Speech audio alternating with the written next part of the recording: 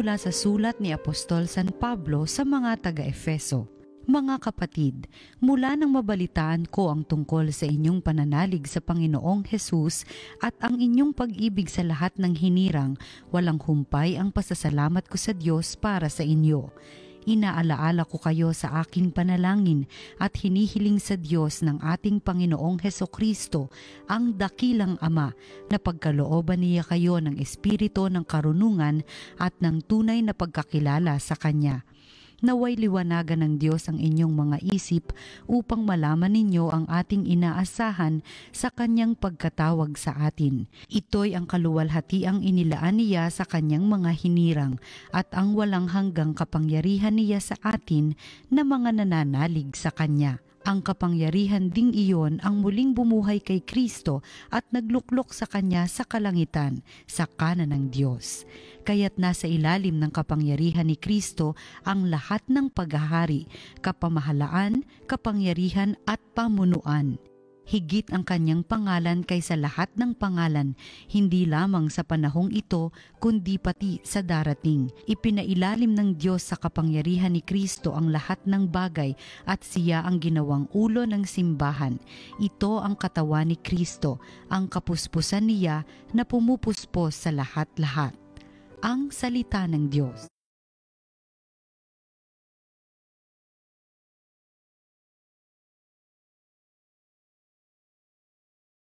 Pinamahala sa tao ang lahat ng nasa mundo. Ikaw, O Poon, Panginoon namin, laganap sa lupa ang iyong luningning, at hanggang sa langit laging pupurihin, aawitang lagi niyong mga bata na wala pang malay at sariling diwa. Pinamahala sa tao ang lahat ng nasa mundo. Ang likha mong langit kung aking pagmasdan, pati mga tala, bituin at buwan. Ano nga ang tao upang iyong alalahanin, ay ano nga siya sa sukat mong kalingain. Pinamahala sa tao ang lahat ng nasa mundo. Nilikha mo siya na halos kapantay ng iyong luningning at kadakilaan. Pinamahala mo sa buong daigdig sa lahat ng bagay malakit maliit. Pinamahala sa tao ang lahat ng nasa mundo. Ang mabuting balita ng Panginoon ayon kay San Lucas. Noong panahong iyon, sinabi ni Jesus sa kanyang mga alagad, "Sinasabi ko sa inyo, ang sino mang kumilala sa akin sa harapan ng mga tao, ay kikilanlin din naman ng Anak ng Tao sa harapan ng mga anghel ng Diyos. Ngunit ang magtatwa sa akin sa harapan ng mga tao, ay itatatwa ko rin naman sa harapan ng mga anghel ng Diyos. Ang sino mang magsalita laban sa Anak ng Tao ay mapatatawad, ngunit ang lumait sa Espiritu Santo ay hindi mapatatawad. Kapag kayo'y dinala nila sa sinagoga o sa harapan ng mga tagapamahala at ng mga may kapangyarihan upang litisin, huwag ninyong isipin kung paano ninyo ipagtatanggol ang sarili o kung ano ang inyong sasabihin, sapagkat sa oras na iyon, ang Espiritu Santo ang magtuturo sa inyo kung ano ang dapat ninyong sabihin." Ang mabuting balita ng Panginoon. Pinupuri ka namin, Panginoong Hesukristo. Magandang araw po sa inyong lahat. Ako po si Father Herbie Santos, Parish Priest ng Our Lady of Pentecost Parish sa Diocese ng Cubao. Welcome to Salita ng Diyos, Salita ng Buhay. Isa sa mga pinakamalaking biyaya sa ating buhay Kristiyano ay ang biyaya ng Espiritu Santo. Ang Espiritu ay nariyan bilang gabay sa ating pamumuhay. Ang Espiritu ay nagbibigay rin ng samot-saring kaloob upang tulungan tayo sa ating misyong palaganapin ang kaharian ng Diyos. Isa dito ay karunungan at lakas ng loob na magpahayag kahit sa harap ng mga umuusig sa atin. Ika nga sa ating ebanghelyo, kapag kayo'y dinala nila sa sinagoga o sa harapan ng mga tagapamahala at ng mga may kapangyarihan upang litisin, huwag ninyong isipin kung paano ninyo ipagtatanggol ang sarili, kung ano ang inyong sasabihin, sapagkat sa oras na yon, ang Espiritu Santo ang magtuturo sa inyo kung ano ang dapat ninyong sabihin. O diba? Ang ganda ng biyaya ng Espiritu Santo, tumutulong sa atin.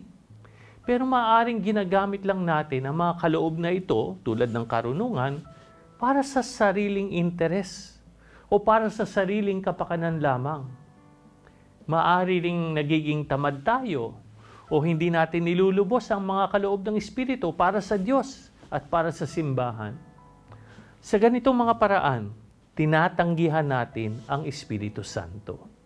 Nandiyan rin ang Espiritu upang tulungan tayong magsisi sa ating mga kasalanan, humingi ng kapatawaran sa Diyos at gumawa ng kabutihan. Gayunpaman, maaaring hinahayaan natin ang ating pride na umiral, kaya't nagmamatigas tayo. Ayaw natin magsisi, ayaw natin tumalikod sa kasalanan, kaya't tinatanggihan natin ang galaw ng Espiritu. Kaya ang babala ni Jesus sa ating Ebanghelyo, ang sino mang magsalita laban sa anak ng tao ay mapatatawad, ngunit ang lumait sa Espiritu Santo ay hindi mapatatawad. Kapag lagi nating tinatanggihan ang Espiritu ng Diyos, kapag pinipili natin ang sariling daan at sinasara ang mata at isip sa tulong niya, hindi na natin siya makikilala. Ang tama ay nagiging mali at ang mali ay nagiging tama. Kapag nangyari ito, ang pagsisisi ay imposible. At kung walang pagsisisi, hindi na tayo hihingi ng kapatawaran. At dahil dito, hindi na tayo mapapatawad. Ano po ang punto para sa atin ngayon? Ang kaligtasan ay posible lamang kung tayo'y bukas sa galaw ng Espiritu. Bakit ang mga Pariseo ay hindi maliligtas? Sapagkat ayaw nilang kilalanin si Jesus bilang Mesiyas. Sinara na nila ang puso nila sa Espiritu, kaya kahit gumagawa na ng kabutihan si Jesus, tinawag pa rin siya nilang demonyo.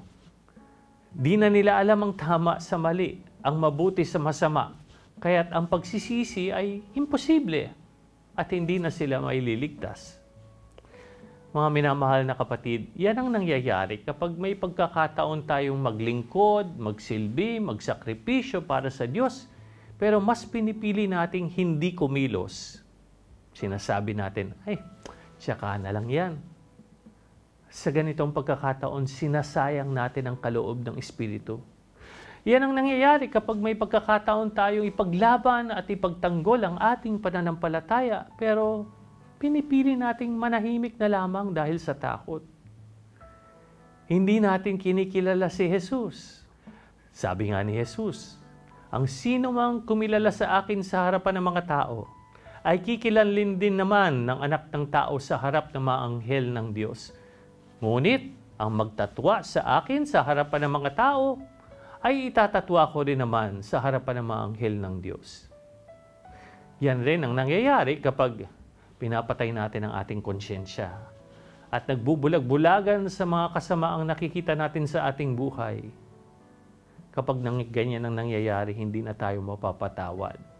Itong lahat ng ito ay panlalait sa Espiritu Santo.